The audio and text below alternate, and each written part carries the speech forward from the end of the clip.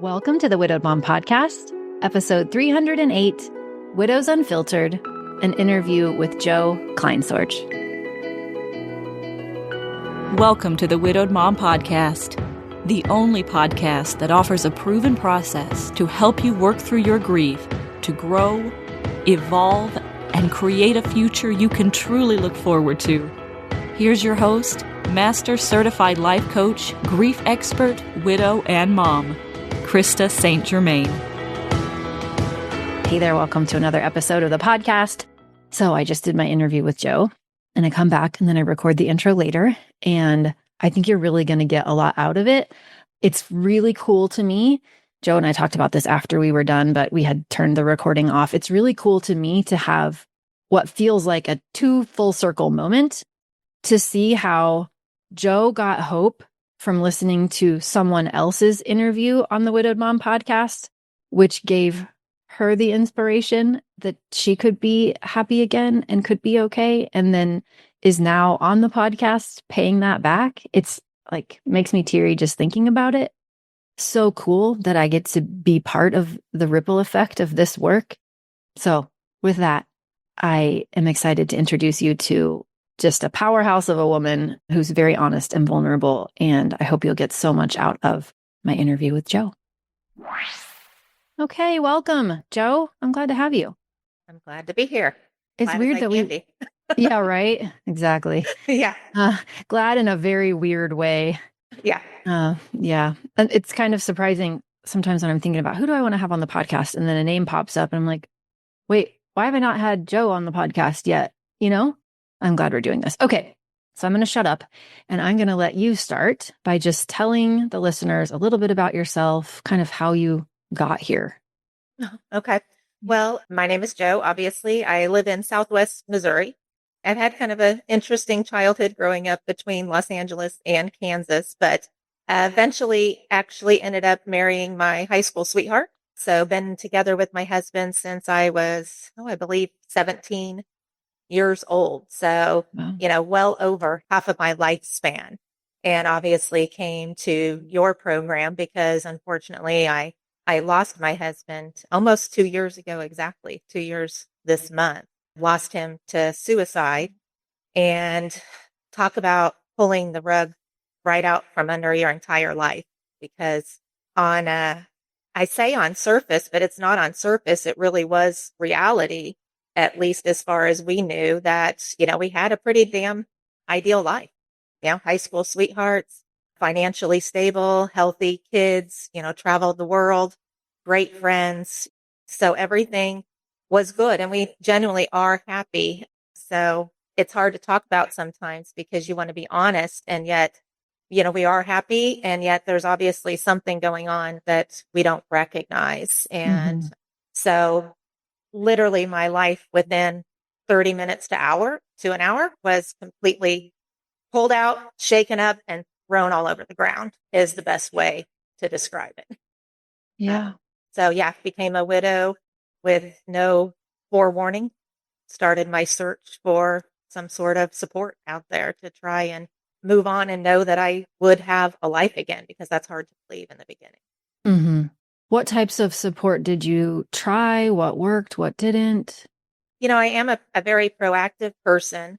And so thankfully, the first few weeks, honestly, I was just in shock. They're hard to even remember the details, and fortunately had amazing friends and community and my real estate team that just the personal support and letting them show up and sit with me, but not feeling like anybody really understood. And especially with the suicide, I was pretty open about it, and I don't know why. I just, for some reason I didn't want to hide it, because I felt like my husband must have been suffering in a way I didn't understand. And to continue to hide it, to me, wasn't doing anybody any good. But at first it was just having friends and family and allowing them in. And I'm very fortunate that that was the case, because suicide comes with a lot of blame, self-blame, and then blame from friends, blames from community, family, just looking for some sort of explanation to something that has absolutely no explanation. I did search, and I truthfully was a little disappointed that it was very difficult to find any kind of support. I don't live in a big community. I live in Southwest Missouri, not far from where you are in Wichita, but even just regular grief support, I had a really hard time finding. In fact, really didn't. And I can't say for a fact it's not there, but I didn't find it easily. Mm-hmm. And certainly no suicide loss support. Thankfully, I did come across a local group, American Foundation of Suicide Prevention, and a local advocate that I connected with. And so I was able to get kind of at least the feeling that I wasn't the only person. Unfortunately, I had known somebody at work that lost their son to suicide. And by the grace of God, she reached out to me and put me in contact with this lady. That helped a lot, but it kind of pointed out this huge void of lost survivors and how they feel like they're drowning. And I did come across a support group via Zoom in Kansas City. So that was wonderful. But I found after a few months that it met my need that I needed to know people had survived this and were actually living productive lives and enjoying life, because I couldn't see how that could happen. But I also began to feel like every week I was tuning in and reliving the most horrible day of my life. And I wasn't learning what was going to be next. I was just processing, which I think is very important. But I came to a point where the emotions were overwhelming and I needed help learning what I was going to do with those. Yeah. Yeah. What happened then? My natural personality is just search, search, search. So I had come across a couple of books that I was very grateful, because in the beginning, I could hardly leave the house. I was fortunate to have an amazing real estate team that I just hold up. And I did come across a book by Jennifer Ashton, who told her story of surviving the loss of her husband. And I think Charlotte Maya, Sushi Tuesdays. So again, those were just some kind of proof of life that I could do at home, that these women had made it. And searching online, I actually came across a podcast by Sherry Metzler, who was an MGO. And we were just talking yesterday. Oh, excellent. Yeah. Well, those are the things, and that's the reason I agreed to this, because I think those people never know what impact they did have, because her podcast was my first true proof of life. I could see myself in her. Suicide comes with so much stigma, and what was going on in their house, or what was really happening, or what did she say or he do and didn't do, and what was in their bank account, that you just feel this weight of everything, and you're making those stories up yourself. But her story was very relatable to mine, in that she had a great life, she had a great family, a wonderful long marriage. There is no stigma out there, there's no cause of this, it just happened. And even though she was by no way cured, she'll never be cured, I could see that she was further along, and I could see that this does happen to everyday people of all walks of life. There is no cause of this to be pinpointed and blamed. And I could see that she was working on herself. And so it gave me hope that I could do the same.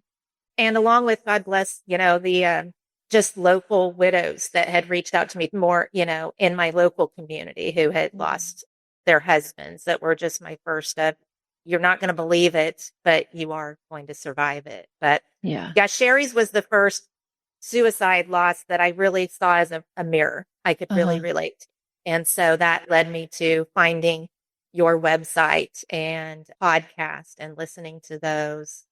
So had you specifically searched for podcasts related to suicide loss? I think at that point, yes, that's exactly what I was searching for. Yeah. I come up on some widow podcasts, was extremely helpful, but there's still almost this feeling of, and those are the stories, we tell ourselves that mine's different.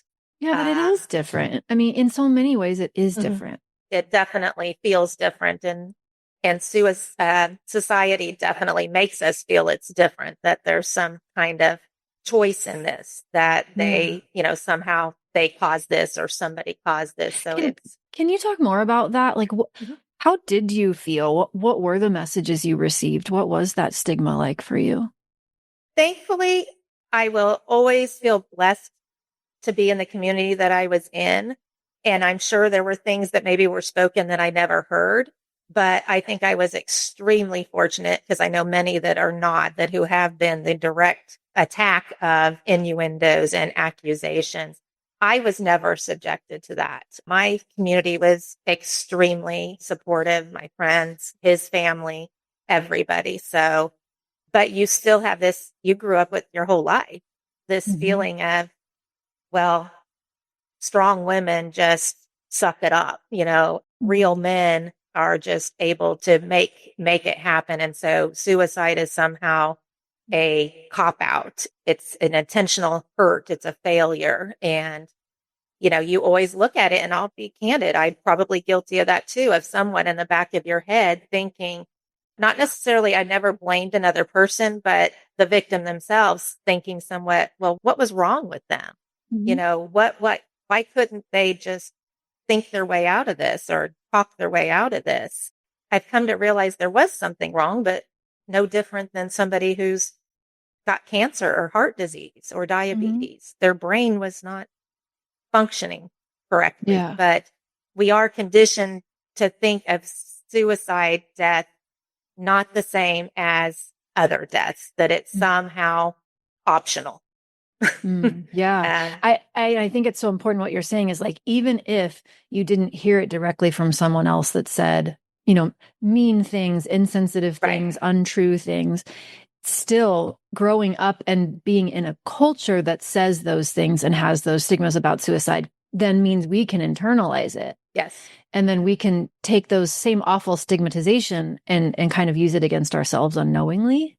Absolutely. And that's exactly what we do. I think the one thing about suicide loss survivors is they go on this quest to find proof of what was wrong. And, David Kessler, he's been an amazing counselor too. And one of the things I heard in his that was helpful was that, suicide is the proof that was something wrong. It's not, nobody caused their loved ones cancer. Nobody caused their loved ones diabetes. Nobody caused, certainly how we talk to people impacts people's emotional feelings. But at the end of the day, you're searching for some sort of proof to feel safe that there was something wrong, because it's like, especially like I said, for me, it was black and white.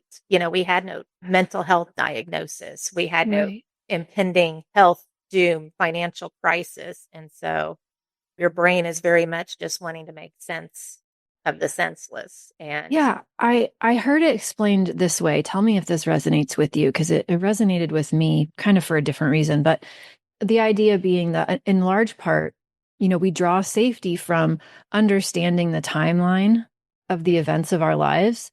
And then when something like this happens that catches us by surprise and doesn't make sense, it's like the file cabinet where we would go in our brain, essentially the hippocampus, where we would go in our brain to find that timeline. It's like somebody took that whole file cabinet and threw it upside down on the floor. And now all the files are messed up and not sequential, and it doesn't make sense. And so where we would go to find safety now no longer feels safe. And it sounds like what you're describing is that process of wanting to go back through and put it all together so that you can make sense of it and so that you can feel safe about it, because your experience of it doesn't match what just happened. Right. Yeah, absolutely. There's no logic. There's no reasoning. And especially, that's naturally my personality as a logical thinker, a planner. And so you're searching through everything, the last ways, the last minutes, the last words, since high school, since college, since, looking for what did I miss? What was the thing that I missed? And it really creates a lot of suffering. Yeah. Did anybody help normalize that for you along the way? Like why you might be inclined to do that? At what point did you kind of realize, oh, this is a thing that happens and it's. You did. Oh, okay. Yeah, no, I mean, honestly. That's funny. And I was a little frustrated that I could be what I consider a pretty intelligent, successful 50, at the time, probably 53-year-old woman, and not really comprehend how my brain processes and thinks of things. So honestly, I always bought into, which is one of the reasons I was drawn to your program is, I always believed in coaching and proactive teachings. That must be, is that a realtor thing? It probably I is. Yeah. swear, every realtor I've ever worked with, especially Mom Goes On, already fans of coaching, already so into personal development and growth. And yeah.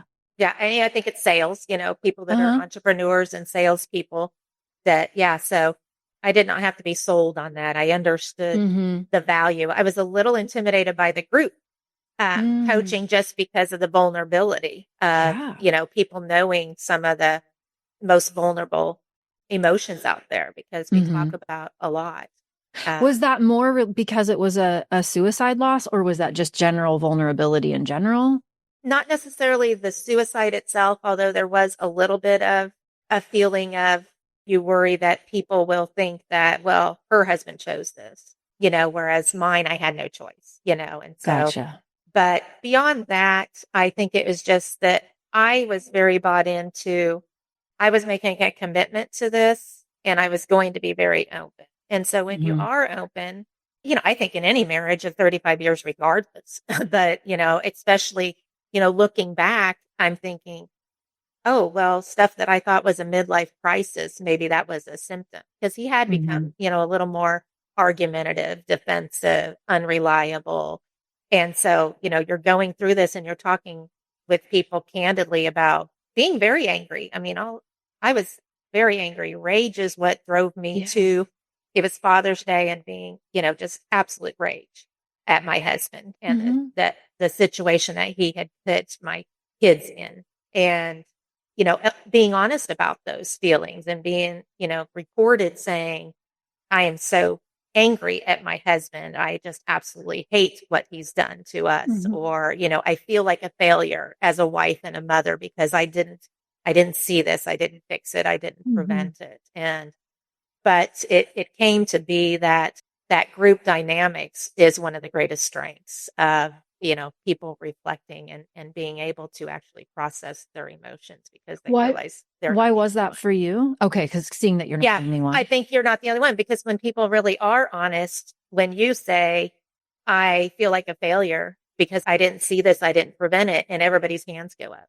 And it's not just the suicide widows, it's the cancer widow that I should have made him go to the doctor, the accident widow that why did I tell him to go to the store?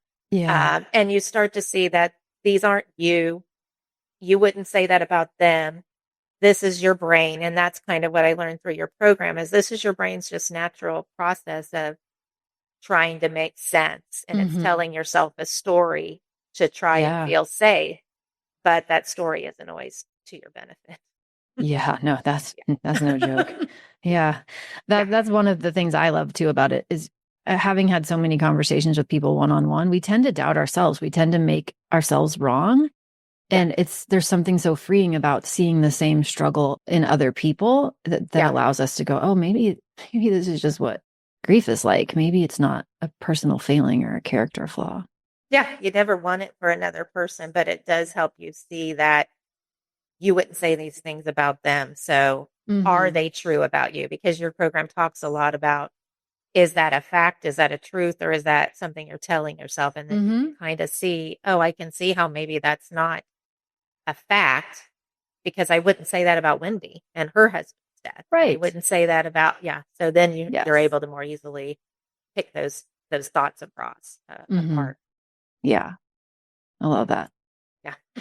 So, okay. One of the things I like to ask, and I know it's such a blur sometimes and it's hard to remember, but sometimes people start listening to this podcast when they are in the early days of grief and it's so super overwhelming and hard. Yes. If you could go back and you could talk to yourself really early on after this happened, what would you say? What advice would you give yourself? Maybe something you would, start doing, stop doing? I think I would say, and I joined very early, like 2 months, 3 months by the time I got into the program after. And at times I wondered if it was too early, but I don't think it was. I was at a point where I was ready to start processing and I needed it. But I do remember, one thing that drew me to you that when I heard this is not your new normal unless you choose for it to be, I was like, join. I mean, immediately, because the thought of this being my new normal was the thing that was creating the most suffering for me. Yeah. Because your other phrase that really struck me was learning to love life again. And I literally remember thinking, well, I'm probably not going to love life again because my life is pretty damn perfect. I mean, I kind of, how do you top that?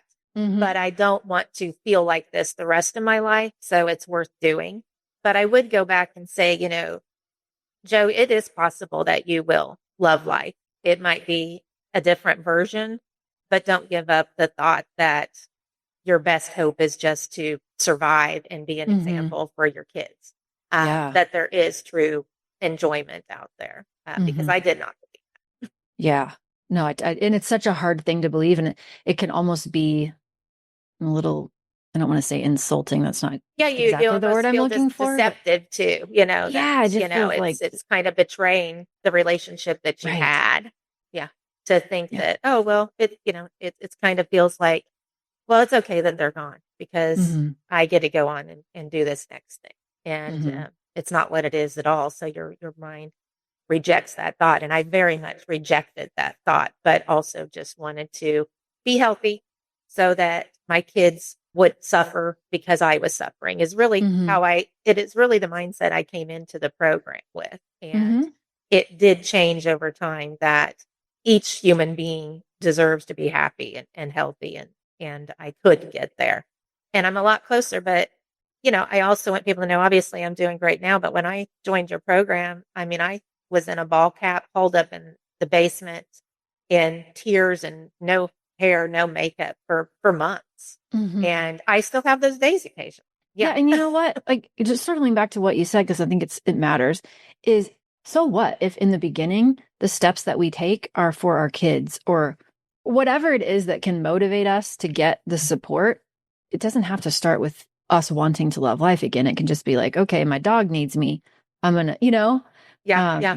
And so I think it's so good to have something that motivates you. And and then to be honest about that it isn't, it isn't a linear, oh, I started down here and now it's up here. So since we're at the 2-year-ish mark, kind of how, when you zoom out and you think about the whole 2 years and what that's been like relative to what you knew of grief before or what you expected. Yeah. Tell me about that. How does it compare? How does it contrast?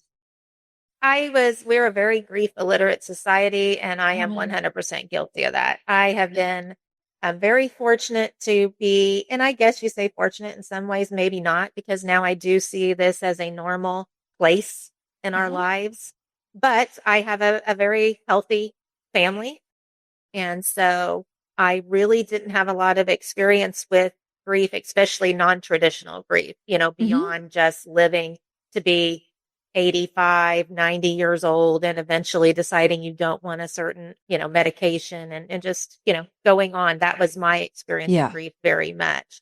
And so it was much easier to be publicly mourning and be in grief, for a month, 2 months, and then be like, okay, well, granddad, I'm going to go on and then miss you every now and then. And on Halloween, your favorite holiday. But I had never had experience with something that's considered out of the norm, losing a husband younger in life and, people losing their children and all, and just trying to wrap your brain around the fact that it's not fair, but it's just life. How we tell ourselves life is supposed to be. I try to reframe that a little bit that, do I know for a fact that Farron didn't live a full life? He did have a lot of experiences. We had a lot of experiences that a lot of people never get. But it is like not minimizing people's grief anymore. I was very much a positive mindset person, and I've learned that positive mindset is different than truly changing your thoughts. So I would be the one that would want to fix somebody in grief, to focus them on the positive, to, say, oh, but I'm sure you have great memories, and kind of not let them process the hard part, but try to get them to focus on the good part, which is great. But I think to be healthy, your brain does have to process the sadness and the anger. And I was the person that did not want to let people do that. So how do you think your own, because here's how I see you. I see you as you're this very accomplished, like go-getter, you're a doer, you get things done, you make it happen, like professional, high achiever, Yeah. right? If Yeah. we, yeah. So I'm wondering if you now, when you look back on what you have been through and what your grief experience is like, how did that kind of nature history as a high achiever, if you relate to that term, impact the way that you approached grief? How was it helpful? Did it hold you back in certain ways?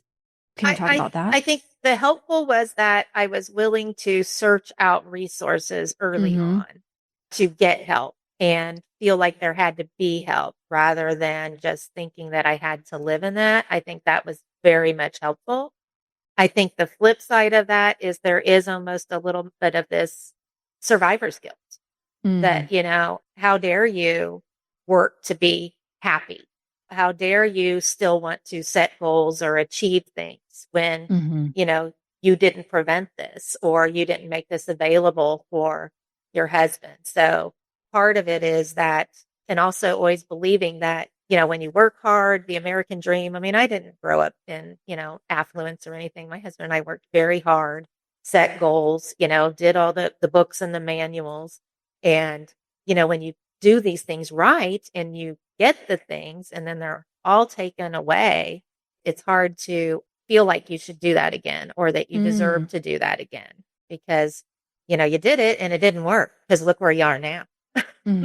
So that flip side is a little bit of questioning it. The good side is that I think it brings you to resources because I hope that's one thing from this podcast. I hope everybody searches for their resource because it is out there and it's such a lonely feeling. And I think it's all different. For me, I think coaching is one of the best because it is so proactive, but I'm open to everything. And I think it's every survivor, find what works for you. If it's, you taught us tapping on just processing emotions, if it's EMDR, if it's therapy, if it's energy healing, if it's mediums, there's no judgment. How does your brain help you process this?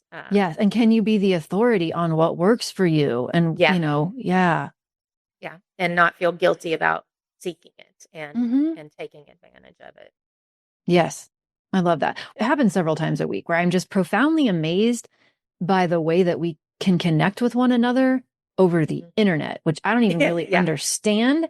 But like, truly, there's communities and pockets for every kind of loss, for every type of healing, if we just look and are open to it. So, even as society as a whole, sometimes I think when people have a common thing like this, I am so impressed with sometimes just the way that people are so open to another person's perspective, and because I very seldom see judgment, whether somebody believes in going to church for their healing, if somebody believes in going to a medium or an energy healer. I think when somebody has been impacted by something so painful as loss of a spouse or a child, they really put down a lot of their judgment. And I think that's great because to me, I don't care where somebody gets their healing. If it brings them peace, they deserve that. And if we could do that as a society, we'd be much better. Amen. Agree with you. And there is, and what doesn't work for one, that's fine. Try something else. So I never want somebody to think that, this helped me, so it has to help you. It may not, and that's the only way. That's the only way we learn is if we just try stuff and we see, like, does this help me? And then, okay, if it doesn't, next. Right. Yeah. Yeah. And be willing to do that and not see it as this fear that, it didn't work. So that means that I'm broken and I'm never going to be happy again. It's like, well, ask around and try something else. And if you're not comfortable with it, then don't do it. That's okay too. So since you've mentioned energy healers and mediums a couple of times, have you found help there? I have, I will do about anything. And, I personally, I just believe, and I love the combination, which is, I think, why I liked your program. I'm very aware science and emotions and things match. And so, I do believe, like with my husband and all, as far as just energy, that we're all, energy, the universe is energy, and that energy converts. And so, there are times where I choose to believe that he is still part of my life because energetically he's still there and I wouldn't be the person that I am. I wouldn't have the children. I wouldn't have the life that I have. And so Therefore, I do like to feel kind of a spiritual attachment and an energetic attachment to him. I Mhm. realize that others, they don't believe in that. And in fact, some of them might think it's flat out wrong. And I'm okay with that too. But yeah, I'm open to that. But I tend to see how it processes in the brain because I do think a lot of times it comes down to the thoughts, but it's providing evidence for your Mm. thoughts that you can wrap your head around and get peace out of. So if it brings somebody peace, I don't see there any harm in it. And if it doesn't Mhm. bring them peace, then do not do it. Because at the end of the day, and that's one things with loss survivors too. With suicide, I don't see it as a choice. I feel like their brain malfunctioned, like somebody's heart malfunctions in a heart attack. Mhm. But there's other loss survivors that may need to feel like, they did choose this and they can leave it behind and that brings them peace and that's okay too. I'm so glad you are saying that. Sometimes I feel as a coach, what people are looking for me sometimes is to tell them what to think or what to do. And what I love about what you're saying is that yes, try the things, but also use your power of discernment. Like know what helps you. What if it moves you toward what you want, it works for you. If it moves you away from what you want, it doesn't work for you. And that might be totally different for you versus the woman next to you.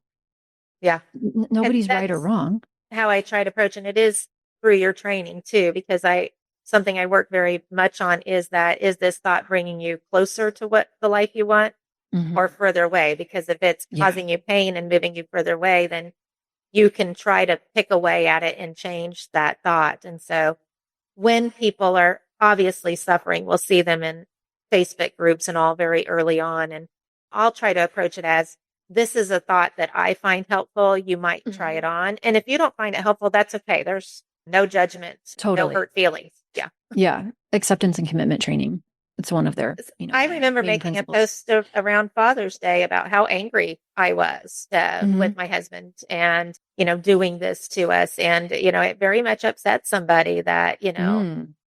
you can't be angry with him. He didn't do this. He didn't cause this. And I understand her perspective now. I Mm. did say that, you know what, but I am angry and I'm not going to ignore that. And I Yeah. understand if you don't like that, that's okay. But Was this right now I'm angry. someone you knew in your life or someone in No, a it widow was group? and it was in a suicide support group. So I understand Mm. how to them that probably, they're not wanting to hold that anger towards their loved one. And Mhm. so that was probably, touched on them. But Mhm. I do still have anger.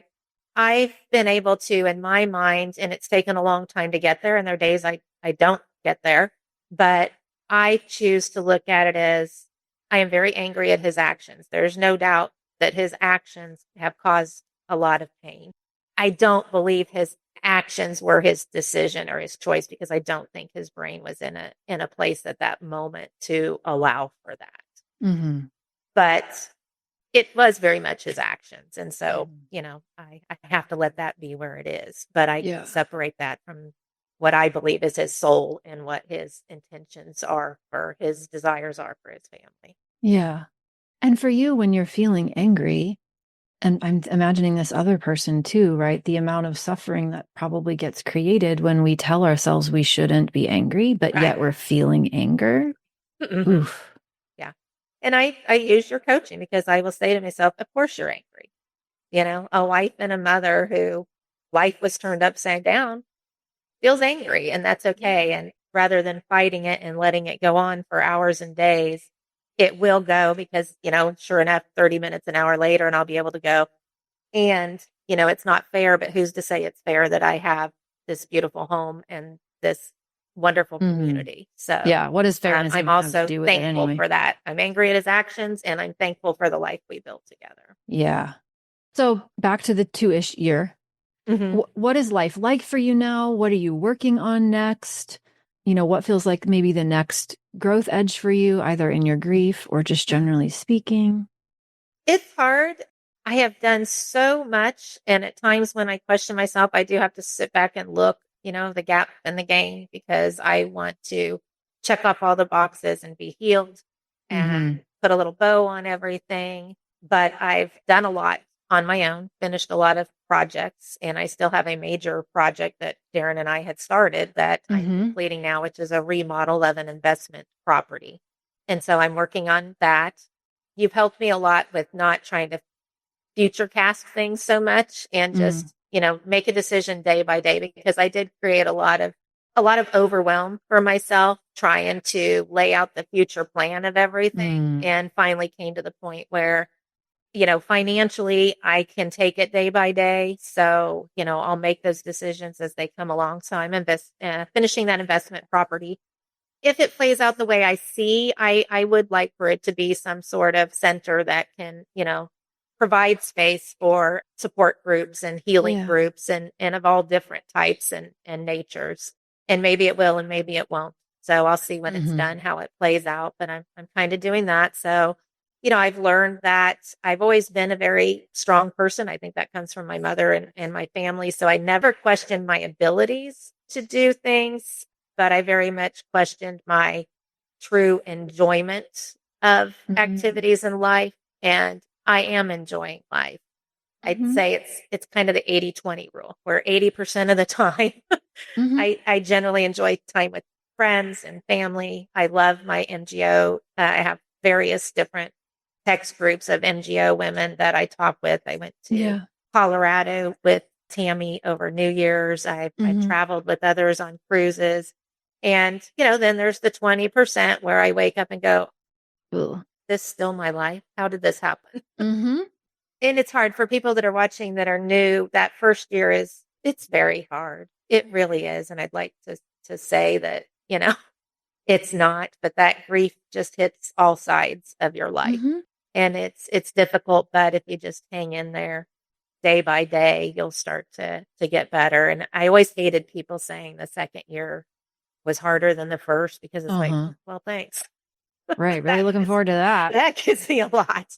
And I think it's deeper emotionally because the shock and awe have somewhat worn off. Yep. But it's further apart for me anyway, if it's further apart. But at times the highs were higher, the lows were lowers, but they Mm-hmm. came less frequent, kind of where I am now. So we'll Yeah. see where year 3 comes. Do you still notice a tendency to want to measure yourself in terms of your emotional experience and what it is versus what part of you thinks it should be? Not nearly as much, I would say, and that's probably just been maybe over the last 3 months. I've come to a lot more peace with it is what it is. Mm-hmm. Mm-hmm. And life is what it is. We don't, I mean, you and I have worked very much on the control. I mean, my way through safety is controlling Mm-hmm. everything. And so I've just in the last few months kind of gotten a little bit where I can let that grip Mm. of needing to control everything go a little bit. So, What has helped you do that? And do you uh, have any wisdom you can share about it?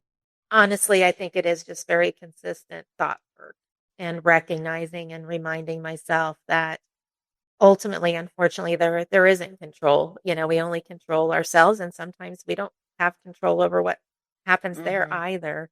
But when I really think of perspective wife, it's like, well, yeah, nobody wants to be a victim of abuse. Nobody wants their child to be in danger or, any starvation, but we don't have control of those things. And so, Mm-hmm.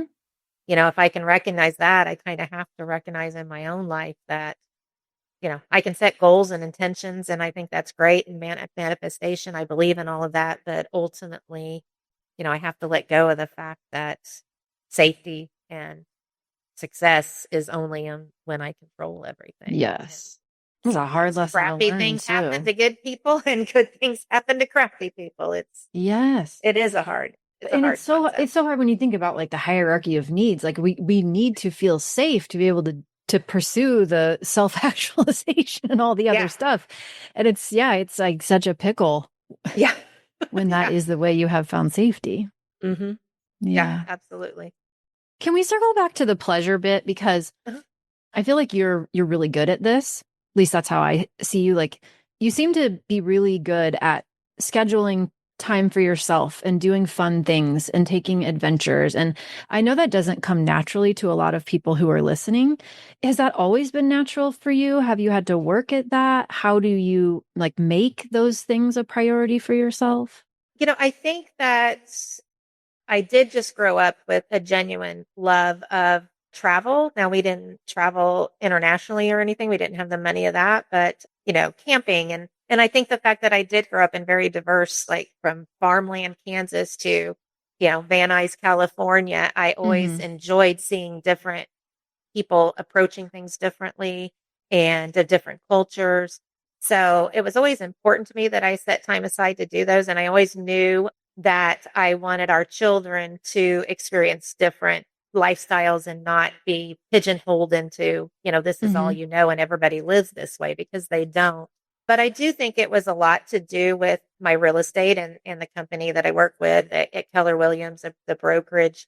And my real estate coach is very proactive on a balance of, work and business and finance, but also spiritual and personal. So Mm-hmm. literally setting money aside or time aside for things that bring you personal enjoyment. So, Mm-hmm. sometimes I didn't think it was balanced because Darren and I worked very hard. I mean, we always did investment or personal properties, remodeling and all. And so, he worked a lot of hours and, our pastime was remodeling houses. So it seemed like all we did was physical work, but we did Mm. always set time aside to mostly travel and take the kids or do game night or things. So it has literally always been an intention of mine.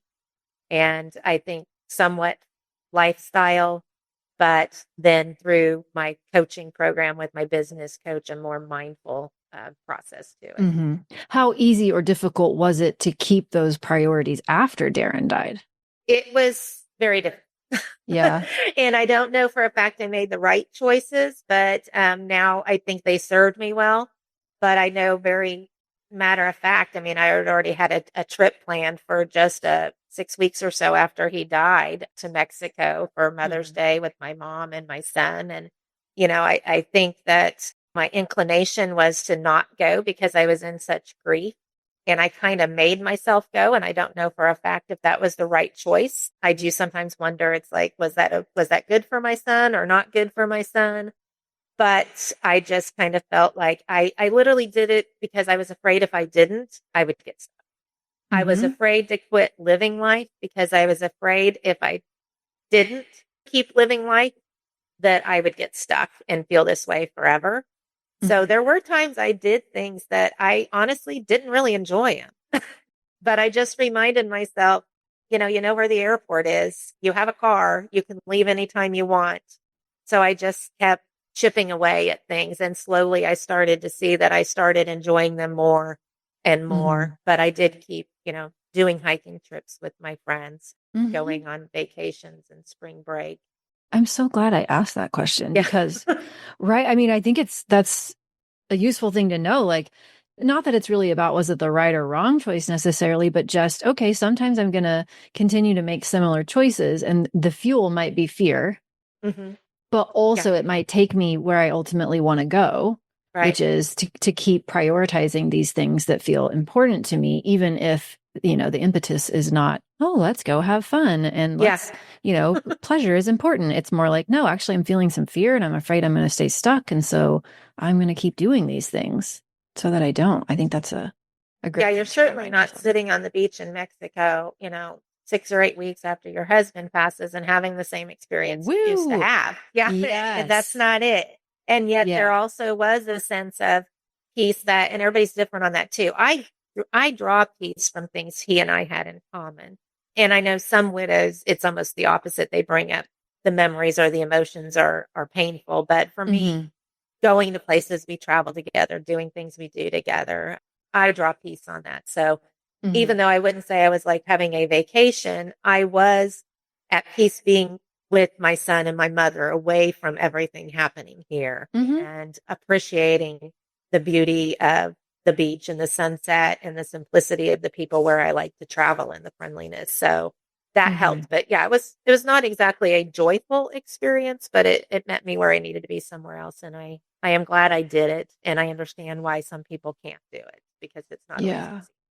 Yeah, there's something to be said for just being present with yourself, even in a different environment, even if it doesn't look like joy all the time. Maybe there's some Yeah. joy in it, but it doesn't have to look like joy all the time. Just to be so valuable because you're present with whatever your experience is. And that's where you have to have your own back.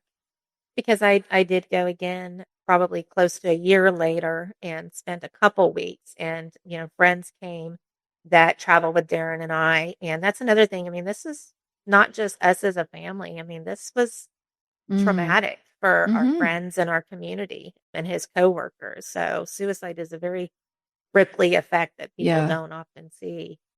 But I had to have my own back and say, there might be days that I don't come out until 12 or 1, or I don't come out at all. And my friends are Mm-hmm. like, that's okay. And at the same time, I don't want you feeling like you have to stay and take care of me. Go enjoy yourself. Go to the beach, have fun, but also have your own back that if you don't Mm-hmm. generally feel like doing something, you don't owe anybody an explanation. Just Yeah. they know. Can you say more about what it's been like for you socially? Mhm. Because people did know you as a couple. It's been a little strange. We have a very close group of friends. We've lived here for 20 years. We built this house. Mm. And would do a lot together. Mm-hmm. Travel together, spend almost every weekend together, grew up, raised our kids together. Mm-hmm. So part of it, there would be times I would sit and I would think like, I feel like the third wheel because Mm-hmm. now all of a sudden my husband's gone and here I am, this couple of friends and this couple of friends, and we're doing what we used to do, going to dinner and going to the winery. So it did feel in there, and there's times where it feels, one of the moms described it as icky. There's these moments of jealousy. You're Mm-hmm. looking, well, where's my husband? Why do they get to continue as things were and I don't? So those are normal. And yet I also am just so thankful that my friends stayed around and we did kind Mm-hmm. of continue life Mm-hmm. in a pretty normal way. And there are times we'll be there too where I'll look at, one of my good friends' husband and think, he probably feels like a third wheel too, because I'm sure he's saying, where's my best friend? Mm-hmm. Here's Joe and Heather just chatting away and laughing, or Michelle and having a good time. And where's my friend? Yeah. Yeah. you know, It can be a really challenging experience. I'm glad for the most part it's been, more positive than not for you. for me, it has, Yeah. but there are times where it's just a reminder of what's not there. So, Mm-hmm. So I'm having so many coaching sessions flash through my brain with other people of conversations that are similar, mhm. So, yeah. Well, thank you so much for coming onto the podcast. I want to know, is there anything I missed or anything that you really wanted to talk about or you really want people to know? I think we covered a lot of it. I think the only thing that maybe I definitely have a soft spot for, suicide loss survivors, because I think there's just so much misunderstanding there, and, Yeah. letting them meet themselves where they need to be, and, don't be afraid to be honest if you choose to. And if you don't, if there's embarrassment, that's okay too. You didn't do anything wrong. I don't know that they necessarily did anything wrong. Yeah. It is what it is.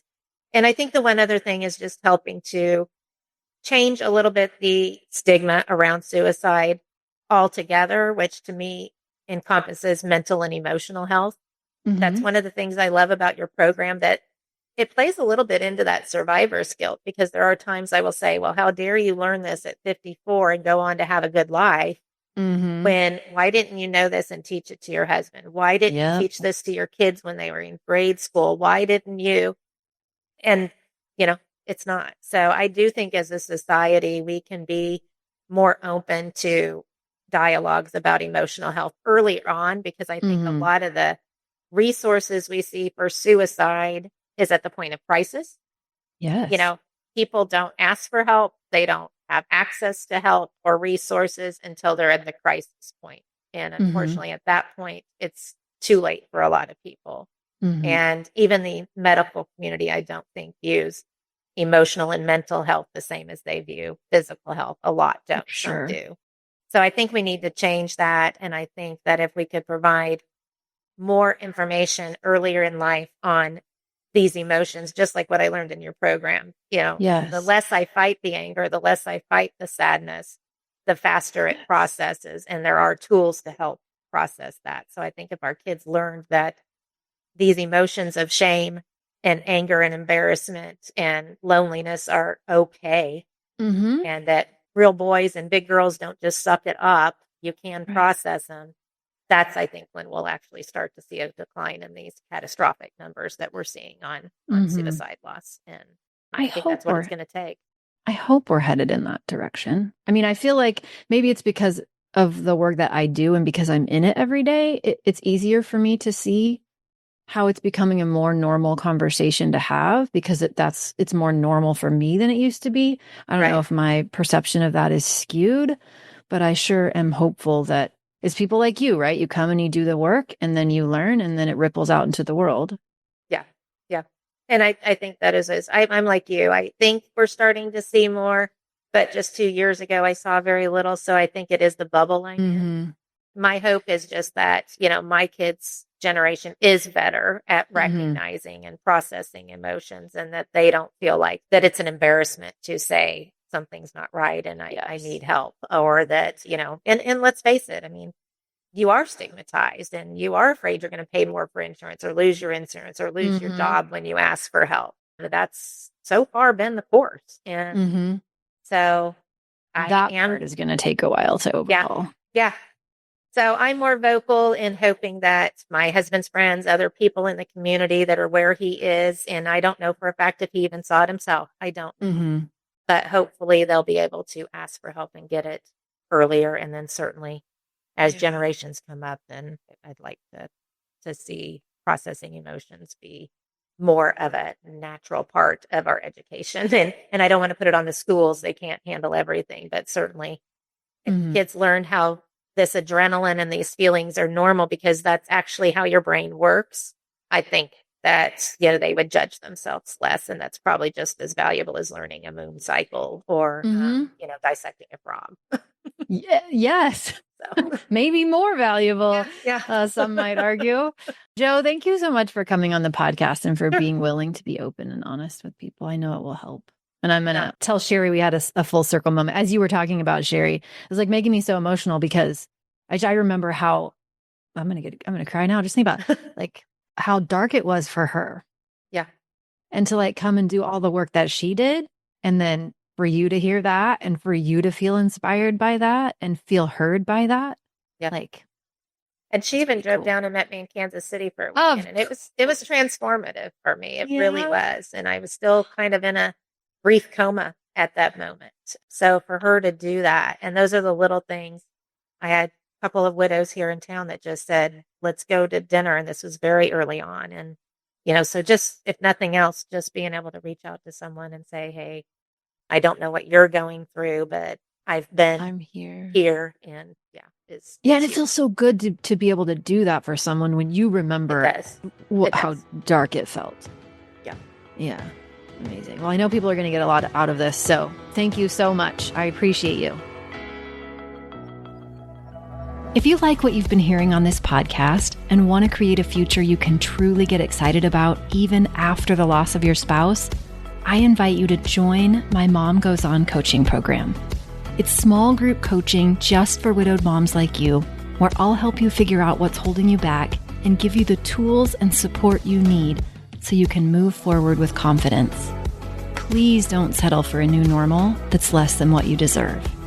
Go to coachingwithkrista.com and click Work With Me for details and next steps. I can't wait to meet you.